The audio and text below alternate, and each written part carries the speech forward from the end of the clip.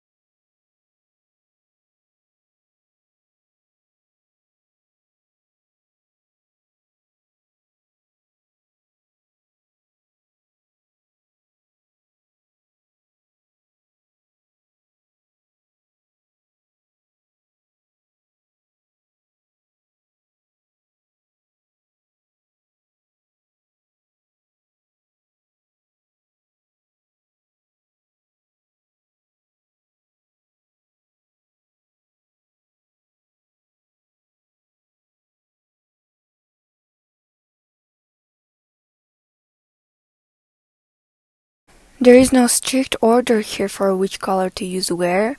Feel free to use them however you like. For the darkest areas I used burnt umber, and I created different tones and shades by applying the paints in a loose, almost chaotic way. So don't worry too much about trying to follow a specific color pattern.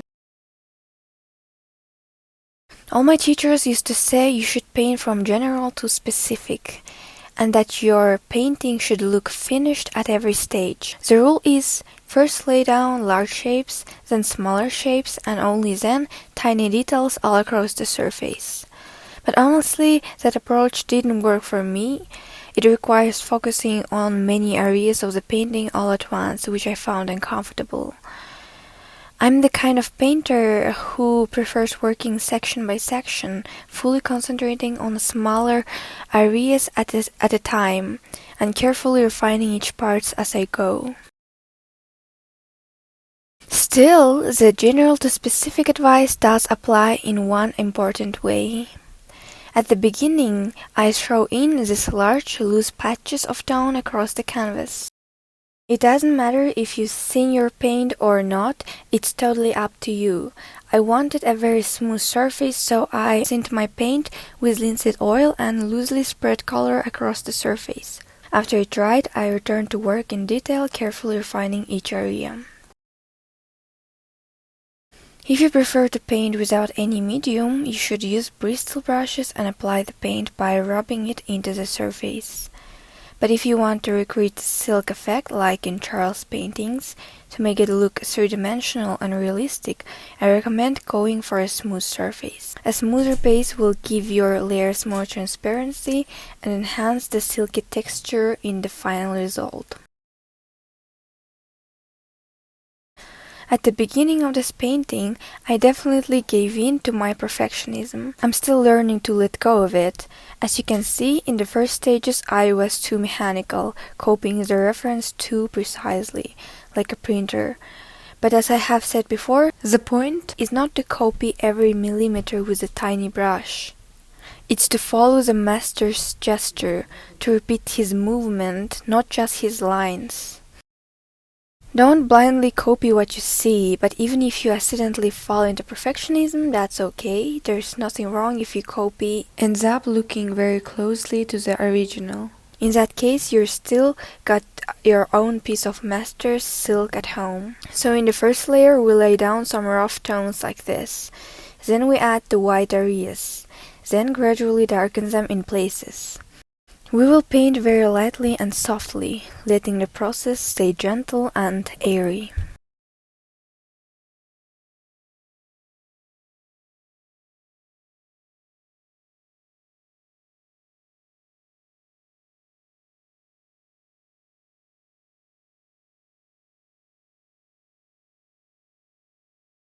The truth is, there is no precise record of the exact method Charles used in his work. He left no written notes or explanations about his technique.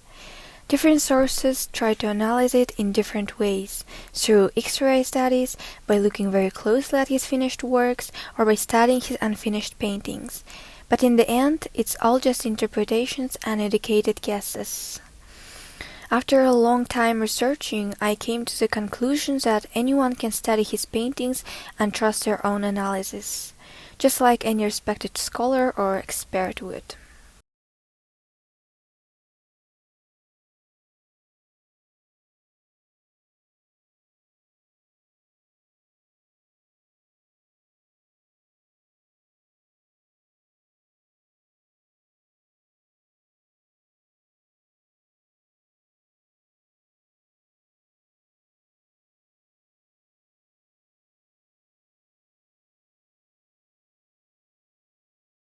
When it comes to painting, I strongly recommend you to more practice and hesitate less. As all the great masters have said, practice is the most important thing in art. Spend more time experimenting and actually painting, rather than endlessly digging through books, sources, YouTube videos, and so on. I personally come to understanding many things through direct experience. I prefer to trust what I have tested with my own hands and the conclusions I have reached myself.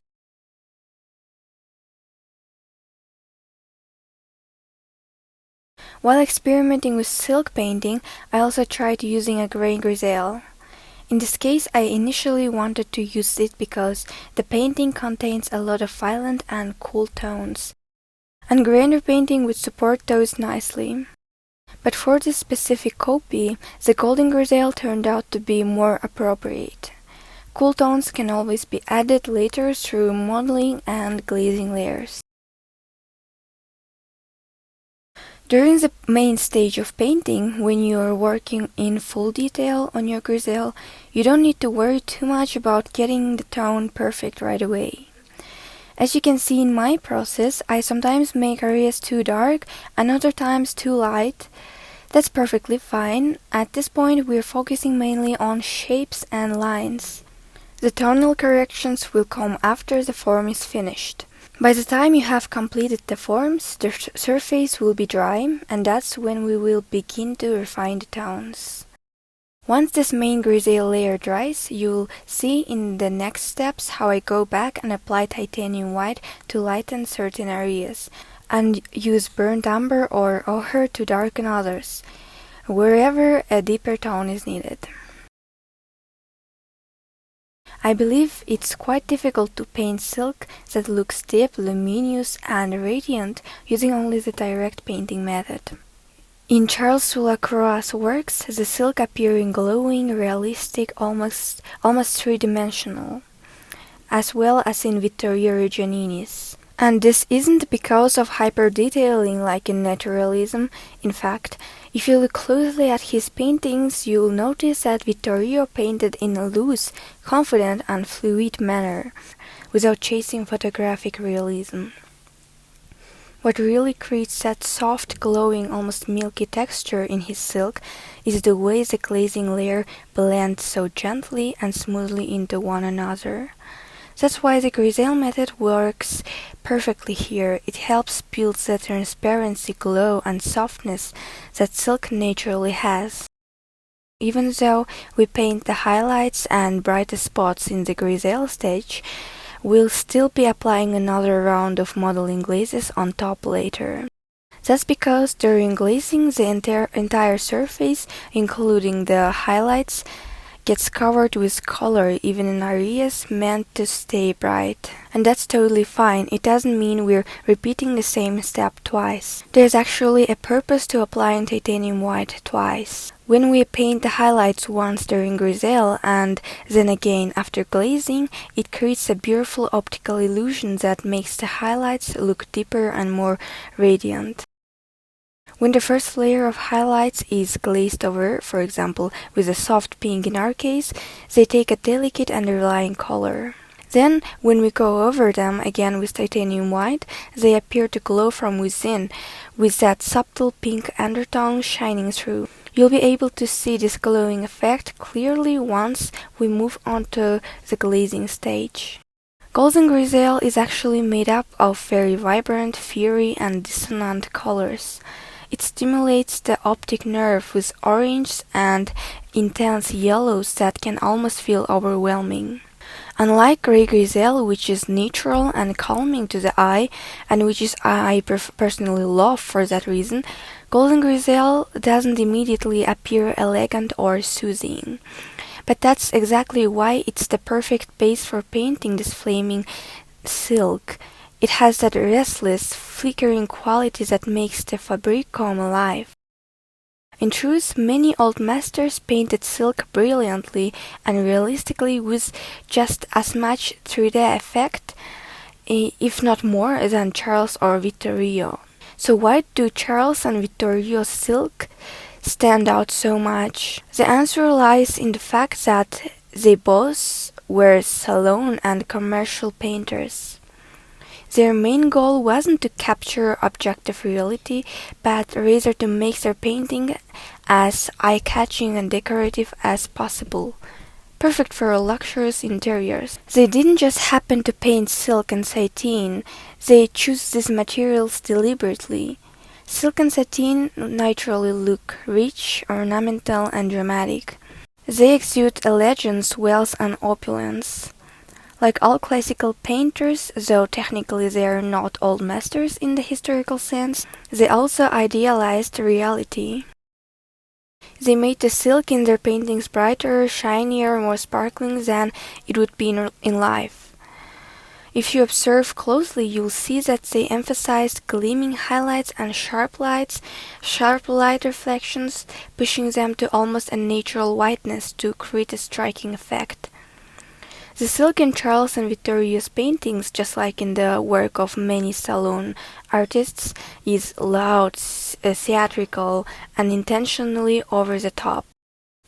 And yes, it's exactly this extravagance that makes it so captivating to us today. I'm starting to see shapes here, as if the whole painting is built out of triangles, squares, circles, and more complex forms. It feels like the composition was created by thinking, how can I combine shapes like squares and triangles in a beautiful way? And only then silk was added into the structure. This thought came to me because of Cubism and abstract art. Almost all the Cubists and abstract painters actually started out as traditional classical artists, but later they began painting just shapes, squiggles, and color patches. So what if at the core of their classical paintings there were already abstract shapes, circles, lines, squares just hidden beneath the surface? Maybe in traditional painting these abstract shapes were simply used to create real objects, and later the Cubists and abstract artists just celebrated those raw forms themselves, without turning them into anything realistic.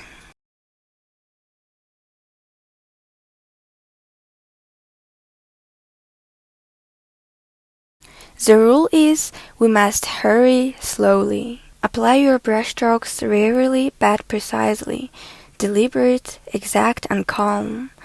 That's what Sargent said, and that's how all the old masters worked. Let me remind you, we're repeating the movements of the master. We're going to cover the surface with lightning layers using gold and white. You don't necessarily need to paint the brightest highlights using pure white because they will eventually be softened by glazing anyway. For this kind of highlights, start by observing what is underneath them. Often there's just a slight shift in tone.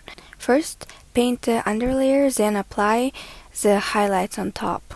Don't try to paint these areas with a tiny brush, millimeter by millimeter. They may look confusing or complex at first glance, but the process becomes clearer if you begin by blocking in the general tone, then placing a few dark accents, and only then the highlights. So again, first, observe the tone underneath, block it in loosely, and then build the highlights on top. When you're applying these rough initial patches of paint, make sure they are laid next to each other softly and blended, so that your later layers can sit more harmoniously and the overall process becomes smoother. Let's talk about references. Having a high-resolution photo of the original is helpful, but only to understand and analyze the author's working method. You don't need it to blindly copy details. Before you start copying a painting, you of course need to find the highest resolution version of it, but often the paintings you want to copy are only available in high quality on paid platforms. Maybe it's not comfortable for everybody, so what's usually available for free is only medium resolution. In my case, I found only a medium quality image of this painting in open access. But here's the thing, high resolution images where you can see every brushstroke are only necessary for analyzing the artist's process, to understand the sequence of steps they followed. Once you're already working in the actual painting process, there's no real need for ultra high-res references. We don't need to focus on megapixel level brushstrokes. During the copying stage, a medium quality reference is more than enough. In fact, we shouldn't obsess over every single millimeter of the original, otherwise we'll end up painting like a printer. For example, the reference I used for this Charles painting wasn't high enough in resolution to tell whether the surface was textured canvas or smooth panel. So when that happens, and you want to better understand the artist's technique and working logic, you can simply find another work by the same artist, but one that is available in the highest possible quality.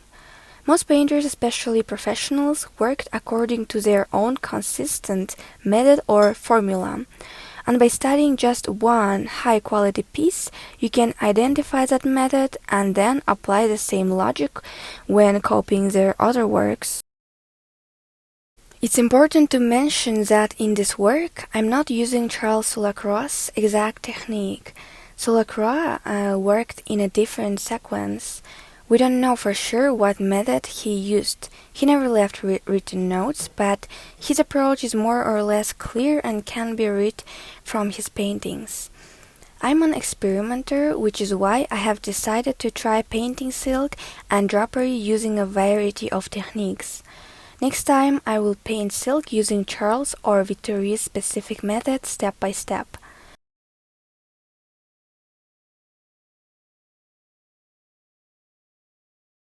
There is a paradox I have noticed during my painting process. It goes like this. The slower and more mindful you work, the faster the process goes, and the slower time feels. Believe me, it's not just a pretty phrase, it's a truth that reflects a metaphysical law. For every action there is an equal and opposite reaction. When you rush, stress, and try to finish quickly, just to get it over with, the painting pushes back, time rushes past, and nothing comes out right. That's why it's so important to savor the process, love the journey, enjoy the act of painting itself. Don't aim only for the result, because the more desperately you chase the result, the more it slips away. Try this out for yourself as an experiment. You'll see it's true. I have experienced it many times. When I paint each centimeter with care and intention, those centimeters quickly turn into full meters, and before you know it, the entire work is complete, beautifully and efficiently. But when you rush, you make tons of mistakes, and then waste even more time fixing them. And that cycle just repeats, mistake, fix, mistake, fix. Instead, it's much wiser to make precise, calm, intentional, and striking brushstrokes, and move without stress. Before you begin painting, take a moment to center yourself. Remind yourself that you'll be working without rushing. Another essential thing is to trust yourself throughout the process. Trust that you know what you're doing, trust that your knowledge is enough, and trust that even if you make mistakes, you'll be able to correct them. And even if you make mistakes, that would be better than not making mistakes, because as I said, mistakes are the best teachers. There were many times when I didn't record parts of my process because I thought I was doing everything wrong, and it didn't make sense to film. But later I realized I had been doing it right all along, and the result came out just as it should.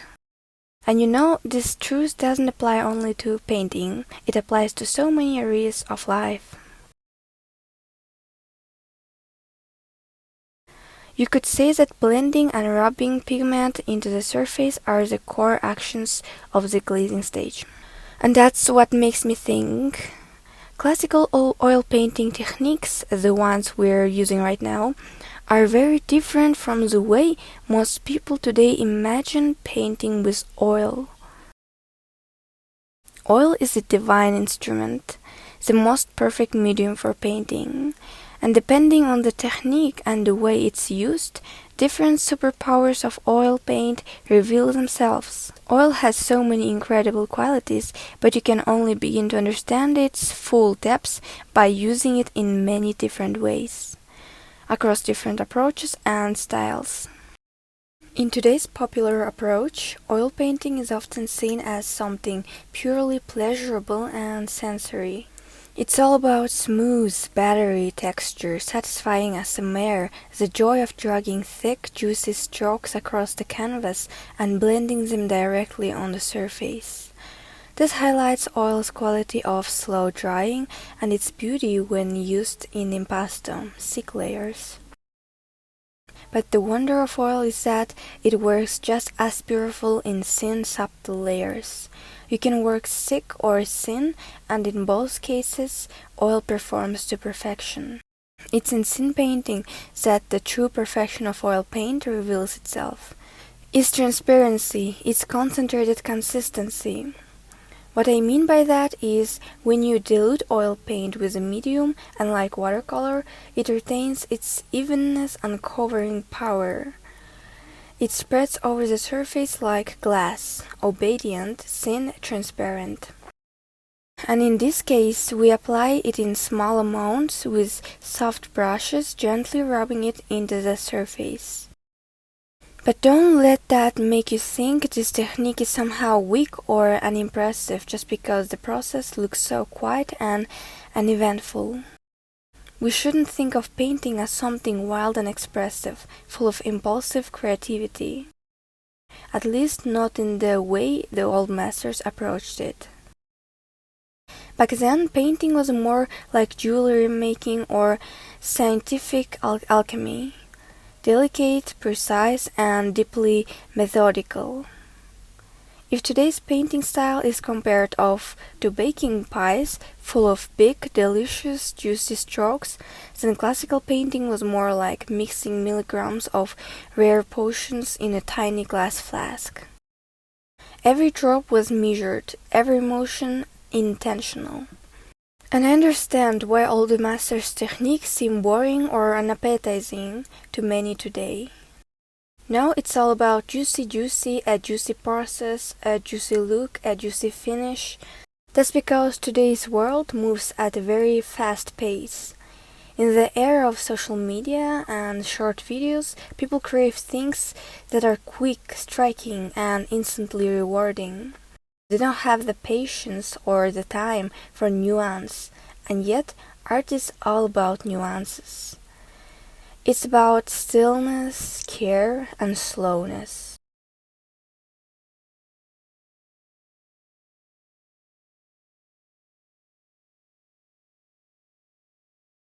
Maybe, unfortunately, people today don't want or can't allow themselves to enter that slow, contemplative process. But I hope this will change because it's becoming painfully clear that what's called art today is sliding toward absolute emptiness. I see it all around me, a complete inversion of values where money launderers pass off laziness as genius. And since people are drawn to the flashy and shallow, they're easy to fool. They're told a blue square is brilliant and profound when in reality it's just a scam.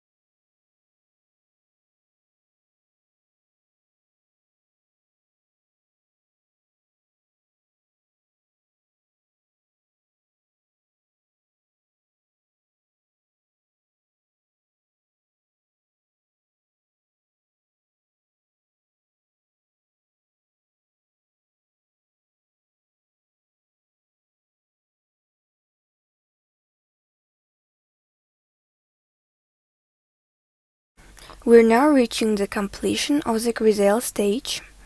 This golden colored grisaille might not look particularly impressive or striking on its own, especially compared to grisaille tone in neutral gray. That's because yellowish tones by nature can be disharmonious or visually jarring when not balanced. I recommend that you paint this entire stage loosely and softly, even though at times I painted it a bit too tightly myself. Let me repeat, you don't need to be overly meticulous. Don't paint like a printer. I always emphasize that the grisaille should be lighter than the original image you're copying from, because the glazing layers will inevitably darken the painting. That's why we apply several layers of titanium white in a glazing manner, covering the entire surface. At first, you apply the white by eye, lightening the areas that should be lighter in tone, and removing excess painting from the areas that should remain darker, using a piece of cloth. You work this way until you feel that you've achieved the correct tone, one that closely matches the tonal values of the original painting, but just slightly lighter, especially in the lighter areas.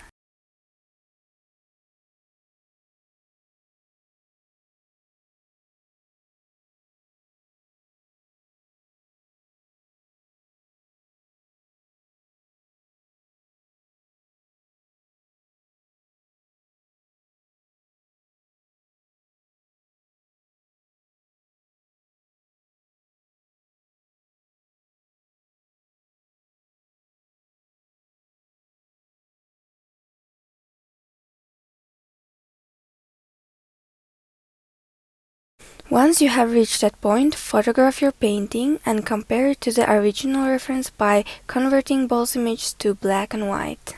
Flip between them like a carousel to see if your tones match. Then keep adjusting, checking, and correcting until the tonal structure of your copy is as perfect as possible.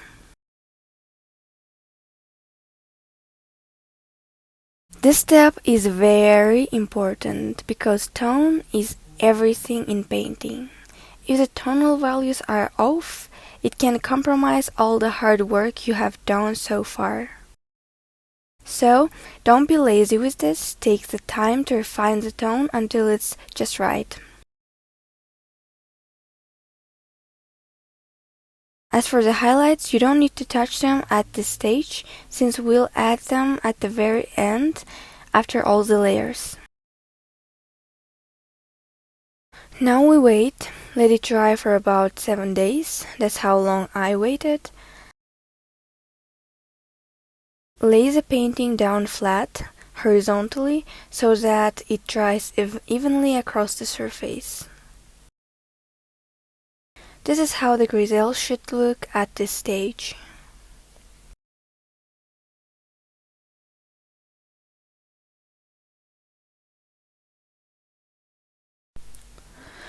After 7 days of drying, we're finally moving on to the glazing stage. Our tools: a large fluffy blending brush, a synthetic or any brush suitable for glazing, a cloth, this is very important, and the key tool, the medium.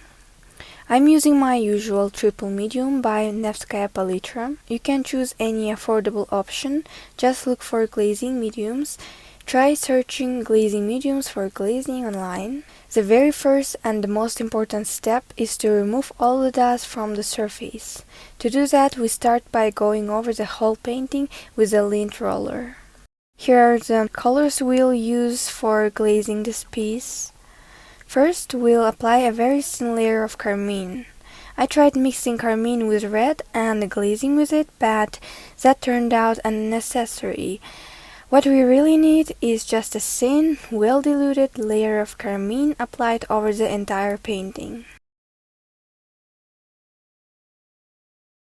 Then, using a cloth, we lift off the paint from the brightest highlights as much as possible. Now, if a bit of the glaze still ends up on the highlight area, that's actually good, because later, when we add the final white highlights using titanium white, these transparent colored layers underneath will illuminate them beautifully, creating a luminous effect. Immediately after the carmine layer, we'll add some pure red pigments to the fiery areas, but this time we apply them undiluted. Once the surface has a proper coat of solvent, you can glaze directly onto it while it's still wet, without diluting it once again. But if you apply another diluted layer over an already diluted one, the second layer will simply dissolve the first. So for a second glaze to sit well on top of a wet, diluted layer, it needs to be applied undiluted, thinly and delicately. The glazing process might seem like something broad and free-flowing, but in fact it requires focus and precision. We never apply paint randomly, we carefully observe where each stroke is going. Every single brush movement will affect the result, so I encourage you to stay present and focused. Don't rush to smear everything quickly and get it over with. Enjoy the process. Treat it as a form of almost duelist work. That doesn't mean you need to overcomplicate everything. No, keep the mood light, but balanced with seriousness. We're constantly applying and removing paint at the same time. Apply, lift, apply, lift.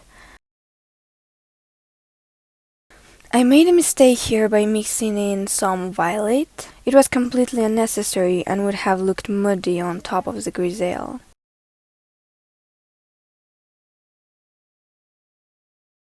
Glazing is never a straightforward process. It always involves trial and error. We apply, remove, and adjust constantly.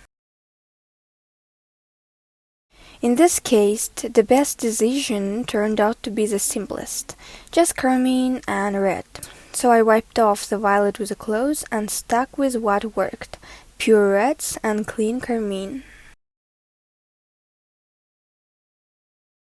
Here I finally laid down a pure carmine layer, and it gave the most beautiful rosy glow. For the most part, we're using carmine, carefully blended. In some areas I press the brush harder, in others I use a lighter touch, depending on whether I want a thinner or thicker glaze. Make sure your glazes are not too thick and that you apply them with accuracy. Don't keep layering endlessly in search of the perfect tone. You risk losing the grisaille underneath and making it disappear completely. Glazing requires a solid understanding of color theory. You need to be able to sense what layers are present in the final hue of the reference. To guess how to recreate that unique tone by stacking several transparent layers is like stacking colored glass layer by layer to build the right color. This requires both intuition and color knowledge. And of course, confidence in your decision, even when you're just guessing. It might sound complex, but in practice, it's really not. It just takes some experience and the willingness to make mistakes. That's absolutely crucial. Mistakes are the most effective part of the learning process. I'm applying orange tones to the background because it needs to be lush and saturated, so the underpainting should be very luminous. Now we leave this first glaze to dry for about 3-4 days. Once the painting has rested and before moving on to the next glaze, make sure it's no longer tacky. It should be relatively dry. Before beginning the next layer, test a small section with medium. See if the paint layer stays intact. If it doesn't dissolve, you're good to move on. Now begins one of the trickier stages. Don't forget to use the lint roller again to remove dust between layers. I spent some time figuring out how best to approach this step. Eventually, I realized that the most effective method was to identify repeating shapes and color spots across the whole surface. Then mix one specific color on the palette and apply small touches of it in all areas where it appears, focusing on one color at a time. We're using the ink white constantly throughout this process. I've already worked on the background, I didn't record much of that part. In this video, my focus is more on the silk itself. I laid down a yellow underpainting with touches of orange for the background. As my teacher always say, the background makes the painting. In some sense, it's the foundation of everything. The central figure, in our case, the silk, appears so vibrant and striking mainly because of the background. Here the background gives the silk its richness and luxury. So never neglect the background or paint it carelessly, thinking it's just a background, it's just a backdrop. Without it, the focal point, the figure, wouldn't stand out the way it should. One very important tip: don't lean your face too closely to the painting. As they say, don't paint with your nose.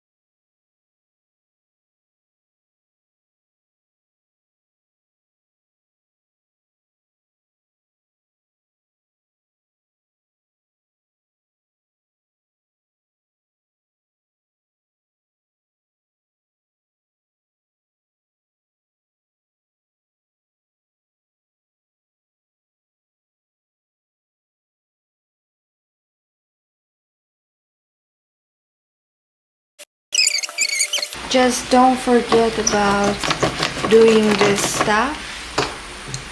And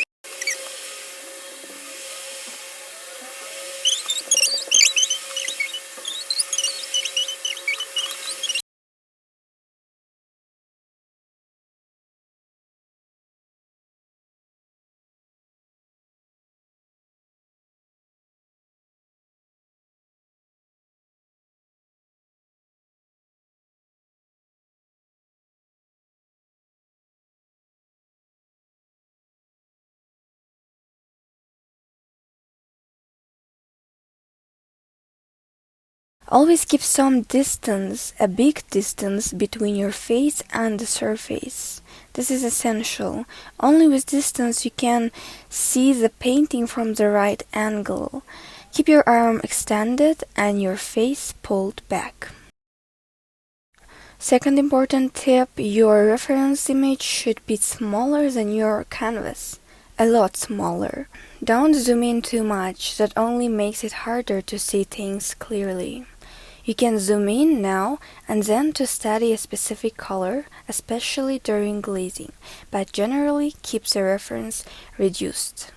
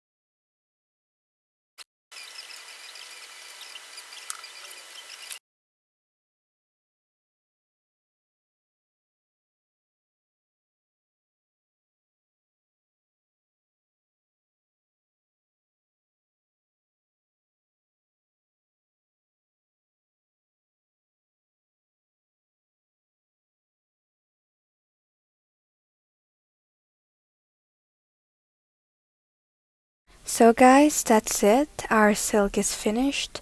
I hope you liked the result.